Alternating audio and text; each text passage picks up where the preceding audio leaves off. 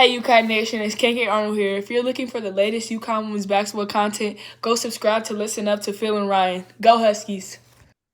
Thank you, KK. Phil and Ryan on Listen Up. And Ryan, this episode, it's more important than what we think. And let me tell you why, Ryan, because handling pressure from national media. You know all about that, right? You know all about that. And I tell you what, this is interesting because you and I have, the faith, the confidence in this team that they'll handle the pressure differently than some other teams in different sports that we don't even want to really, bring up right now, Rob. But anyway, I'll tell you this. I'll put it this way to you. I bring this to you and everybody else on the table today. I appreciate you joining me on this October the 15th. Right, each day is getting colder. The leaves are changing, like I always tell you around this time of the year. What do you make of this? Because yesterday, the AP Women's College Basketball Preseason Top 25 poll broke. And I tell you what, this is fun because not only are you going to tell me about the UConn Huskies, you're going to tell me if you agree with the top 10 or if you don't, right? So let me put it to you this way, though.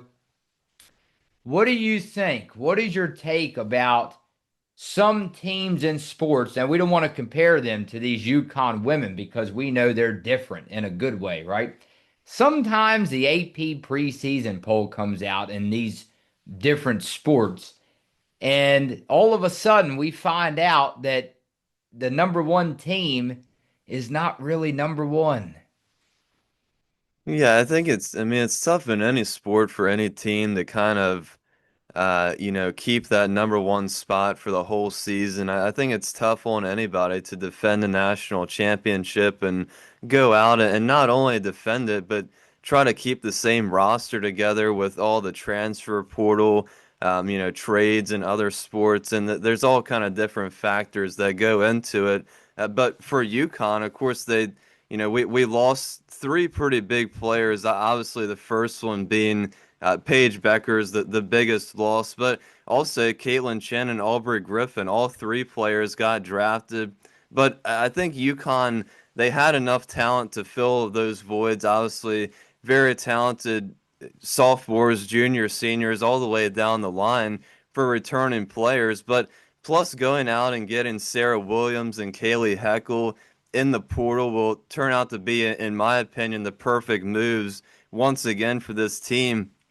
And I think they're going to be the missing pieces to the puzzle to have a really good chance to go out and go back to back this year. I don't really expect this UConn team to lose too many games this year, maybe one or two. So I think the Huskies will stay at number one for most, if not the entire regular season. But as for the rest of the top 10 teams, the next three being South Carolina, UCLA, and Texas, I think was also pretty predictable as they were the other Final Four teams. They all lost a couple players, but went out in the portal or landed top five, top 10 recruits to fill in those gaps. Now, South Carolina will be without Chloe Kitts for the whole season after an ACL injury, but their starting five is still very good. I think they'll be able to manage without Kitts, especially with Tanaya Latson and portal pickup Medina Okot, both of them being portal pickups. So I think South Carolina is still in a very good position, possibly to even make it back to the national championship. Now UCLA, they bring back Kiki Rice and Lauren Betts. They also picked up Gianna Neepkins in the portal, very good player from Utah. Texas has Madison Booker and Rory Harmon and the number five recruit starting at guard for them. So, don't take your eyes off the Longhorns at all. LSU at number five, always a team to watch out for, especially after getting Malaysia Fall-Wiley and Amia Joyner from the portal. Duke has been on the rise for the last couple years. I think they're in for a great season. Obviously, tough ACC conference, but I think the Blue Devils will have a great year. And we interviewed Emily Adams the other day, and she said she was very high on Tennessee, and I have to agree with her. I think the Volunteers are a very dangerous team with a lot of young talent, a young talented coach, and Kim Caldwell, and I think they may possibly be up there between Tennessee and Notre Dame with UConn's toughest opponents for this season. Yeah, and of course you had to shout out to your old classmates, Sailor Poffenbarger and Maryland for cracking the top 10 as they come in at number 10. Right, I had to ask you this. So do you mentioned about the Tennessee out of these top 10, do you think Tennessee should be a little bit higher? Of course, we'll find out the true story as the season develops here pretty soon, but should they be just a little bit higher than number 8? I think they could be. I think they could possibly, move past Duke at number 7. Maybe you flip-flop those two around. I think Oklahoma at 6 with Reagan Beers is very good at number 6 as well. I know Oklahoma's had a pretty good team for the last couple of years.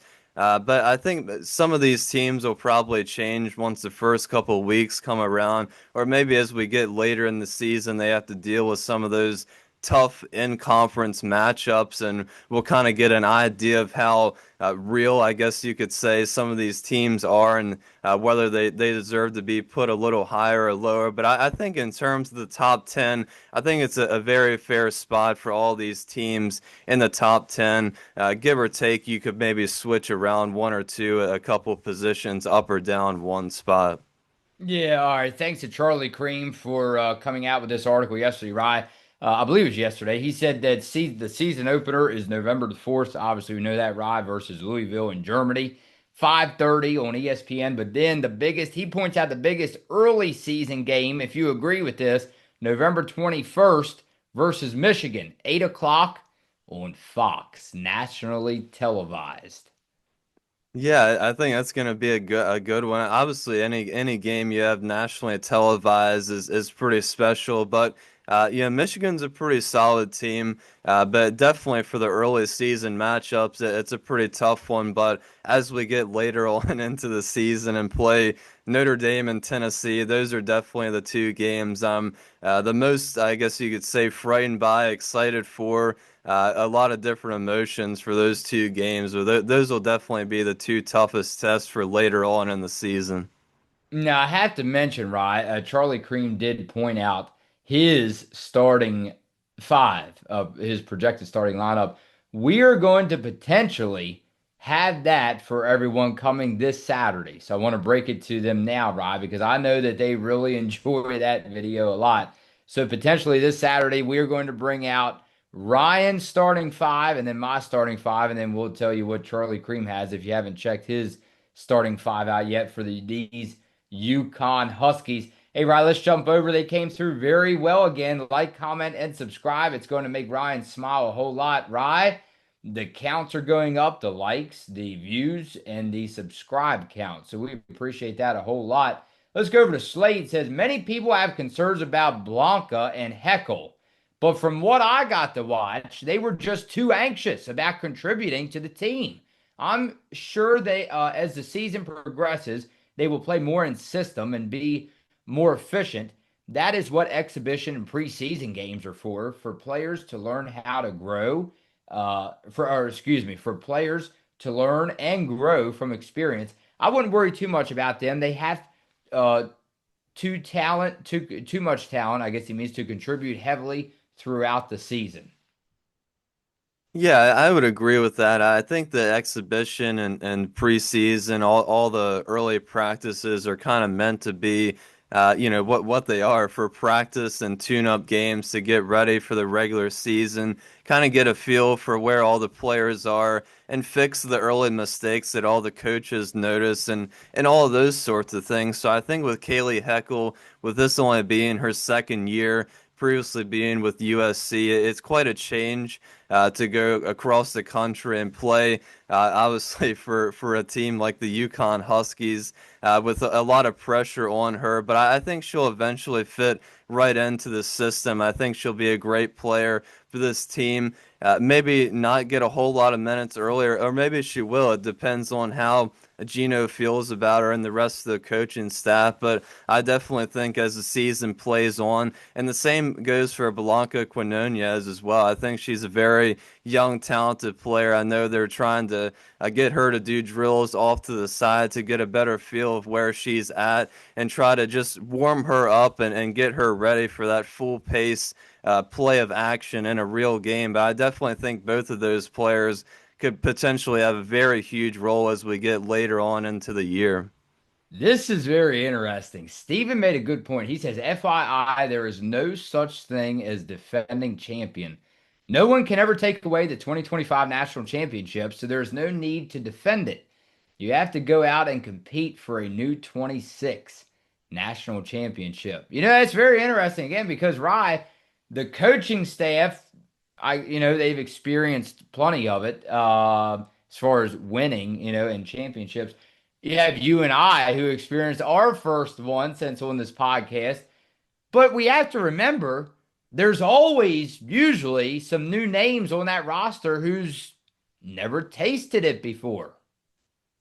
Yeah, I think there's different ways of looking at it, but I think AZ said it early on in the season in one of their first, I guess it was the summer workouts, that she said that it's kind of a new feel to this team with the new players, and the players leaving and them getting the portal pickups and the new recruits coming in, and even the returning players being in new roles and a new starting five. So this team, I think, definitely has a new feeling to it, definitely different from the last season. Of course, every season it's a little different with each team, but I think the same goal is in mind, going out there and of course winning another championship. I don't think the goal changes at all, but it definitely is a new feeling to each and every season, whether you're trying to go out and defend your national championship or just going into it and playing the best you possibly can every single night.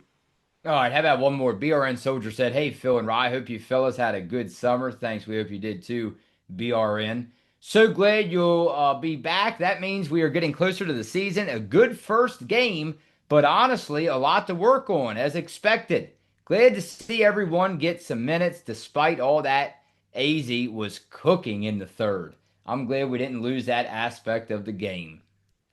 Yeah, I think we're all glad to have AZ Flood back for one final season. It's definitely good to see her get hot like that in one of the quarters. And like I said, hopefully she can continue to keep that up for the regular season because we will definitely need her offense. But yeah, I think there's, with any first game, preseason game like that, there's always going to be a lot of things to tune up and fix the little mistakes or maybe some big ones we saw, like the sloppiness at times, the turnovers. We've struggled with that a little bit in the past, but I think last year was definitely a team that didn't turn the ball over that often. So hopefully they can get back to that style of play. But I definitely think there's a lot of positives as well. And I think one of those was getting to see everybody out there playing. The chemistry looked there, looked great, like it was there, like we saw with the last team. So I think there's a lot of positives, but definitely some things to work on as well. All right. Now, the AP poll was one thing, right? I'm not disrespecting that, but high expectations, Rye, are the key to everything. I know you have high expectations for me, but how high is the ceiling for these 25, 26 UConn Huskies? Phil and Rye will listen up.